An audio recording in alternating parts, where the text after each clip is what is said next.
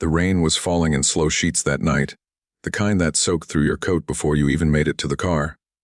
The city lights bled into the wet asphalt, turning the streets into ribbons of gold and red. May stood at the edge of the parking lot, clutching her small bag close to her chest.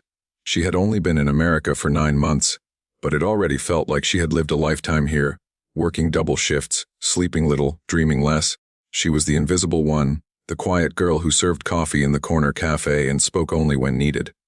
But that night, she would not be invisible. That night, she would hear something she wasn't supposed to hear. She was waiting for her bus after her late shift, shivering slightly as the wind sliced through her thin jacket. Across the street, under the dim glow of a street lamp, stood 2 men in black coats. They were security guards. She had seen them before, working for that tall man who always arrived in the shining black car with tinted windows. She had served him coffee once, black, no sugar, and had recognized him immediately from the news. His name was Richard Hale, one of the youngest millionaires in the city. A tech genius, they said, a visionary, the kind of man who could make or break fortunes with a single decision. She didn't know much about him, but she remembered his eyes, tired, kind in a distant way, like he saw the world through a glass wall. He had tipped her $100 once, just because she stayed open 5 minutes late to serve him. But tonight, he wasn't in the cafe. He was across the street, standing near his car, talking to those same guards. May didn't mean to stare, but something felt off. The men were glancing around nervously, their faces pale under the light. Then she heard it, a whisper soft and quick in Chinese. They didn't know she could understand. When he gets in the car, press the button. May froze. Her mind translated automatically, but it took her a moment to process the meaning. Press the button. What button? She peered closer, her heart pounding in her chest. One of the guards had his hand near his coat pocket, where she saw the faint outline of a small device, metallic rectangular. Her pulse quickened. Was it a detonator? For a split second, her body wanted to turn away, pretend she hadn't heard. This wasn't her problem. She was just a waitress. She didn't know this man. She could walk away, go home, and no one would ever know. But something inside her refused. Maybe it was the way Richard Hale had looked that night in the cafe, when he said, "Thank you," like he meant it. Maybe it was because she had seen too much betrayal in her life already. Too many people turning away from the pain of others. She made a choice. Before she could second-guess herself, May darted across the street, her shoes splashing in the puddles. The guards noticed her immediately, one of them narrowing his eyes. Richard turned too, surprised to see a small, drenched woman running toward him, waving frantically. Mr. Hale, she shouted, breathless. Don't get in the car. He frowned, confused, glancing at the guards. What are you talking about? She pointed at them, her voice shaking. They said, in Chinese, they said when you get in the car, they'll press the button. The guards stiffened, their hands twitching toward their pockets. For a moment, time froze. The rain, the lights, everything suspended in the thick air of fear. Richard looked at them, then back at her. Something in his gut told him she wasn't lying. He had learned to read people, investors, partners, competitors, but there was something raw and terrified in this girl's eyes that no liar could fake. He didn't get in the car. Instead, he stepped back slowly, raising his hand slightly. Step away from the car, he said to the guards, his tone calm but firm. One of them smiled, not the friendly kind of smile, but the kind that made the blood run cold. You shouldn't listen to her, sir, he said in heavily accented English. She's mistaken. But the other one moved, too fast. May saw at first the flick of his thumb on the small metallic device. She screamed, and a deafening blast ripped through the air. The car exploded, flames shooting into the night, the sound echoing off the buildings. The shockwave knocked May off her feet, her ears ringing. When she opened her eyes, the guards were gone, vanished into the chaos. Richard lay a few feet away, dazed but alive. She crawled toward him, coughing through the smoke, grabbing his arm. Are you hurt? She shouted. He blinked at her, his face streaked with ash and disbelief. No, he muttered. You saved my life. The sirens wailed in the distance. People were shouting, pointing, recording on their phones. But May didn't care about any of that. Her hands were shaking uncontrollably. She didn't even know what to say. All she knew was that if she hadn't heard that whisper, if she hadn't spoken up, he would be dead. Later, at the police station, she told them everything. How she overheard the guards, how they escaped after the blast. The officers asked her question after question, but she could see it in their eyes. They didn't fully believe her. Who was she, after all? Just a foreign girl barely scraping by. But Richard believed her.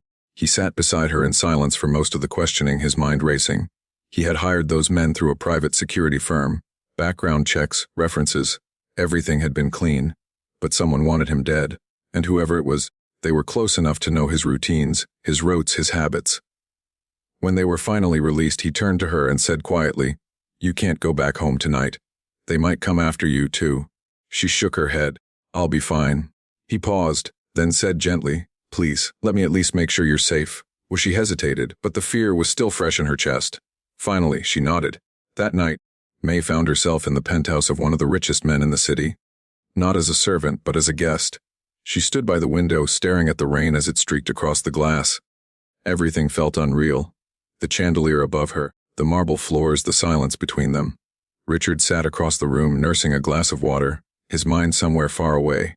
"You said they spoke in Chinese," he murmured. "Did you understand everything they said?" "Most of it," she said softly. "They were afraid of someone. They mentioned a name. I think they called him Lao Su." Richard frowned. "Lao Su?" She nodded. "Do you know him?" He shook his head slowly, but his eyes darkened. "No, but I know the kind of people who use names like that. They don't make threats. They make examples." For a long moment, neither of them spoke. The city below glowed like a sea of fireflies. May felt small, like she had stepped into someone else's story, one filled with danger and secrets. She didn't belong here. But fate didn't care about belonging. It cared about choices, and she had made one, to save a man's life. She didn't know that choice would change her own forever, because that night was only the beginning.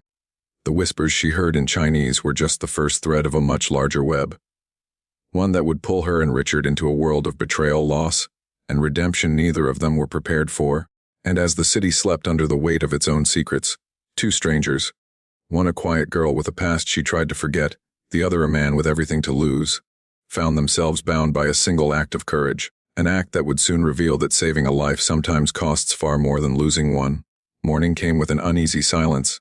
The city was already buzzing with headlines. Tech millionaire narrowly escapes explosion. Possible attempted assassination. Reporters camped outside Richard Hale's building, drones hovering in the sky. But inside the penthouse, everything felt still. May sat at the kitchen counter, her hands wrapped around a mug of tea she wasn't drinking. Her reflection in the glass looked like someone else, a stranger wearing fear and exhaustion on her face. She hadn't slept. Every time she closed her eyes, she saw the flash of the explosion, heard the echo of the guards' voices whispering in her mother tongue, words that would never leave her. Richard stood near the window, staring down at the swarm of reporters below. His phone had been ringing nonstop since dawn, but he hadn't answered. The police had found no trace of the two men. Their records had vanished overnight. No digital footprints, no identities, nothing. Whoever sent them knew how to cover tracks. He finally turned toward her, his voice softer now. "You're sure they said press the button?" "Yes," May said. They spoke Mandarin, Beijing accent. One said, "When he gets in the car, press the button." The other said something about finishing the job before sunrise. Richard's jaw tightened. He was used to threats, angry investors, business rivals, hackers. But this was different. Someone had infiltrated his life. Someone who knew exactly how to strike when he was most vulnerable. He looked at her again. "You risked your life for me." "Why?" Mai hesitated, her eyes lowering. "Because no one warned my father," she said quietly. He blinked, taken aback. She continued, her voice trembling. "When I was 16, my father worked at a shipping company back in Guangzhou. One night, he overheard something, men talking about a deal that wasn't legal. He tried to warn his boss. The next morning, they found him in the river. Everyone said it was an accident, but I knew it wasn't. I couldn't save him then." She took a shaky breath. "Last night when I heard them whisper, I couldn't walk away again." Richard didn't say anything for a long time. He felt something stir inside him, guilt, gratitude, maybe both. This woman who had nothing, who owed him nothing, had done what people with power and money often couldn't. She had acted with courage. He sat across from her. "Then we'll find out who did this," he said, "both for your father and for us."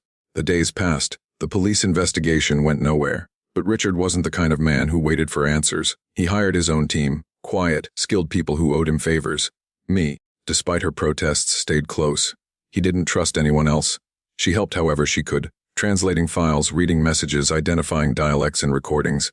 What began as fear slowly turned into purpose. She wasn't just surviving anymore. She was fighting back. And somewhere along the way, their conversations changed. What started as short exchanges turned into long talks that stretched into the night. They spoke about everything. About her life in China, about how she had come to America chasing something she couldn't name, about his rise to success and the loneliness that came with it. One night, as they sat on the balcony overlooking the city, Richard said quietly, "Do you ever feel like you're running from something you can't see?" May smiled faintly. "All the time. But maybe it's not about running away. Maybe it's about finding something worth stopping for." He looked at her, really looked at her, and in her eyes he saw something rare, strength wrapped in softness, a quiet kind of courage. Then everything changed again. 2 weeks later, Richard received an encrypted message on his private email. No signature, no sender, just one line of text written in Chinese. "Tajirda Taidola. She knows too much." His heart sank. He turned to May immediately. "We need to leave." Within hours they were on the move. No phones, no credit cards, nothing traceable. He had a small cabin 2 hours north, hidden by the mountains. It was supposed to be a safe place, but safety, they soon learned, was an illusion. On the second night there, May woke to the sound of footsteps outside. The air was cold, heavy with tension. She shook Richard awake silently. Together they crept to the window and saw 2 shadows moving near the tree line. Richard grabbed the small pistol he kept locked away and motioned for her to stay back. But May had seen this before. The same fear, the same chase. She knew running would only make them targets. So she did something he didn't expect. She stepped outside first. The 2 men froze. One of them spoke in Mandarin. "It's her." Richard came out right after, weapon in hand. "What do you want?" he demanded. The taller man smiled coldly. "We want what she heard. She was never supposed to hear it." Richard's voice was steady. "She heard you try to kill me. You'll never silence her." The man's smirk faded. For a moment, the forest was silent, until a faint beam of light appeared between the trees. Dozens of police cars surrounded them. Someone, somehow, had traced the attackers. The men tried to flee but were caught within minutes. The one who had smiled at May turned once more before being shoved into a police car. He said something in Chinese, a low, bitter sentence that made her blood run cold.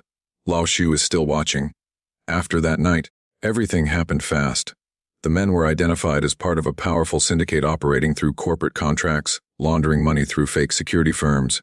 The real mastermind, the man they called Lao Shu, was still missing, but the case broke open wide enough to expose layers of corruption even the police hadn't seen coming. Richard's company faced intense scrutiny, but instead of hiding, he went public. He testified, named names, risked everything, and through it all, Mai stood beside him, not as a bystander, but as the one who started it all. Months later, when the chaos finally began to fade, Richard met her again in the same cafe where they had first crossed paths. It was quiet this time. No guards, no reporters. Just the hum of the espresso machine and the smell of roasted beans. He sat across from her, smiling gently. "You changed everything, you know?" She shook her head. "I just did what anyone should do." "No," he said softly. "You did what most people wouldn't." She looked down, embarrassed, but he reached across the table, his hand brushing hers. "You saved my life, May I? But you also reminded me what it means to live it, to care, to trust." She smiled then, a real smile, the kind that carried warmth through every scar the past had left behind. Outside, the rain began again, soft and rhythmic, washing the city clean. She watched it fall and whispered, almost to herself, "Maybe my father can rest now." Richard looked at her quietly. "He'd be proud of you." And in that moment there was no fear, no danger. Just 2 people who had walked through fire and found something unbreakable on the other side. Months later, the news would report that the syndicate had been dismantled completely. Lao Shu, the ghost in the shadows, was finally found. Justice came quietly but surely. But the story that began with a whisper in Chinese didn't end with vengeance. It ended with redemption. Because sometimes the smallest act, a warning, a whisper, a moment of courage, can change the course of not just one life but many. And sometimes the people we least expect, the quiet ones, the unseen ones, turn out to be the ones who hear the truth when no one else does. So when the city lights flickered again that night, and the rain painted the streets gold, Mai and Richard walked side by side, not as a millionaire and a waitress, but as 2 survivors. Proof that hope can rise from even the darkest whisper. And for the first time in years, May felt peace. Because she finally understood what her father had meant when he told her long ago. Courage isn't about being unafraid. It's about doing what's right, even when you are, and she had done just that.